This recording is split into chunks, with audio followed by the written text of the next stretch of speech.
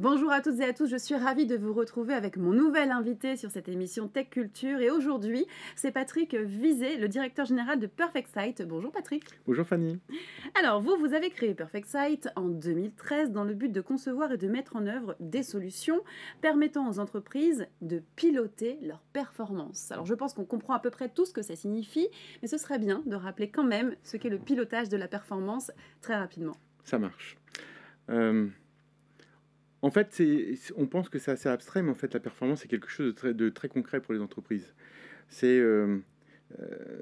On a commencé, l'informatique a commencé avec le décisionnel. Le décisionnel, ça consistait à récupérer les données de l'entreprise et de regarder finalement où elle se trouvait, quelle était finalement la valeur dégagée par l'entreprise. Mais finalement, ce n'est que le rétroviseur de l'entreprise. Et comme on sait, on ne conduit pas sa voiture avec un rétroviseur. Et on doit un pare-brise. Et pour le pare-brise, en fait, ça consiste à prendre la performance. Alors, qu'est-ce que la performance ? C'est la capacité de cette entreprise à générer de la valeur. Et la valeur, ça va dépendre de la personne à qui on s'adresse. La valeur, ça peut être effectivement de la valeur ajoutée pour l'État, ça peut être des charges sociales pour l'État, mais pour ses salariés, c'est la performance de l'entreprise, c'est-à-dire ses ventes, ses dépenses, et puis forcément le résultat de tout ça, c'est-à-dire les ventes moins les dépenses.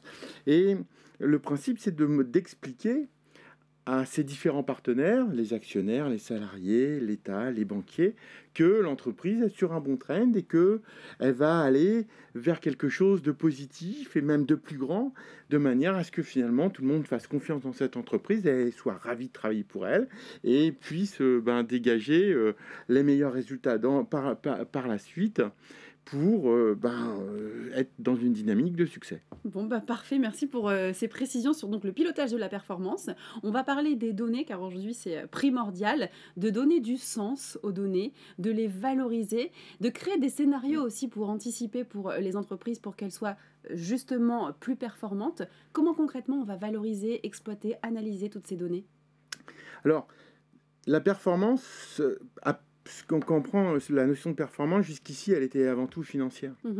Mais aujourd'hui, ça ne suffit pas. C'est-à-dire qu'il faut donner du sens à cette donnée financière. Il faut être dans l'opérationnel. Il faut être dans l'opérationnel. Il faut revenir finalement sur ces données financières, les rattacher finalement à des données opérationnelles. Et tout l'exercice, c'est de mettre en relation toutes ces données. Donc le principe, on va collecter l'information. Ça va être de l'information qui est interne à l'entreprise, mais ça peut être aussi de l'information qui est externe à l'entreprise. Ça peut être le nombre de jours ouvrés dans une année, ça peut être la position des vacances, ça peut être la météo, ça peut être tout un tas d'informations. Et puis après, il y a effectivement tout ce qui permet de produire, et c'est tout ce qui permet de produire et de créer cette fameuse valeur. Et tous ces éléments-là, le principe, il va être de les récupérer, d'en faire un modèle, et grâce à ce modèle, d'essayer de prévoir l'avenir. Ouais. Alors, c'est pas facile, on l'a vu, ça fait 2 ou 3 ans qu'on vit effectivement avec des bouleversements qui sont colossaux. Et la difficulté, ça va être non pas d'avoir un modèle qui va marcher à tous les coups, mais c'est d'avoir cette capacité à adapter le modèle, mais en quelques clics, à se faire... parce que lorsqu'on veut finalement revoir la stratégie d'une entreprise en fonction d'un bouleversement qu'on vient de vivre, le principe, c'est pas d'attendre 3 mois pour que ça sorte, et il faut effectivement fabriquer un modèle et agir sur le modèle tout de suite pour pouvoir prévoir et replanifier la performance de cette entreprise. Et le prévisionnel est hyper important, mais l'adaptabilité aussi. Mais de toute manière, on ne peut plus rencontrer qui que ce soit aujourd'hui sans donner des chiffres de ce qui va se passer demain. On ne peut pas rencontrer son banquier en lui disant regardez ce qui s'est passé l'année dernière. On va le voir en lui expliquant qu'effectivement l'entreprise elle va à tel endroit et sa stratégie c'est ça, et chose différente par rapport au décisionnel aussi. Le décisionnel, ça consistait à constater les chiffres et de prendre une décision. Là, le but du pilotage de la performance, c'est de justement rendre compte de cette décision à l'intérieur du modèle et voir quels sont les impacts de la décision dans le modèle qui justement va permettre de planifier la performance et expliquer à partir de cette stratégie et ces décisions opérationnelles qu'on va prendre, expliquer pourquoi l'entreprise sera meilleure demain. Et c'est simple d'utilisation pour tout à chacun ? Alors, c'est pas forcément simple de créer ce modèle-là, et c'est vrai que les projets que jusqu'ici on vivait, c'était des projets qui étaient assez un peu sur mesure, et donc le choix de Perfect Site, ça a été un choix différent. C'est-à-dire qu'on s'est dit, ça fait 20 ans qu'on fait ce métier-là, mais en fait, on retrouve selon les secteurs, on retrouve finalement je dirais des constantes, enfin des manières de fonctionner qui sont communes à chacun, et, et ça dépend pas mal du secteur. Donc nous, on s'est plutôt spécialisé sur le retail. Alors on a d'autres clients, hein. On a des clients dans le service comme Wavestone ou dans l'hôtellerie avec Grep Hospitality, même dans l'énergie avec Air Liquide et EDF. Mais on s'est plutôt effectivement focalisé sur le retail. Alors le retail, c'est la grande distribution. Et on travaille par exemple pour Intermarché, pour Boulanger. Et puis on a aussi un domaine où on travaille pas mal, c'est le retail qui est lié je dirais, à la distribution spécialisée avec le bricolage, et notamment Monsieur Bricolage, Pume et autre chose. Et à l'intérieur de pour ces différents secteurs, on a construit des modèles.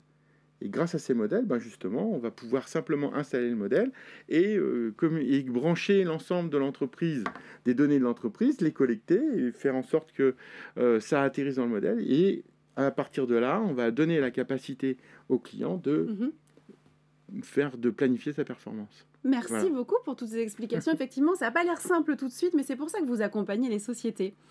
On arrive avec la question sans fil, la question qu'on attend tous. D'accord. Avec toutes ces explications, est-ce qu'un logiciel de pilotage de la performance, c'est vraiment utile pour une start-up? Parce que vous nous avez cité quand même de grands noms comme Boulanger, Intermarché, Monsieur Bricolage, etc. Est-ce qu'une start-up a un usage intéressant de votre solution? Alors en fait, le pilotage de la performance, c'est quelque chose qu'on fait même chez soi, hein.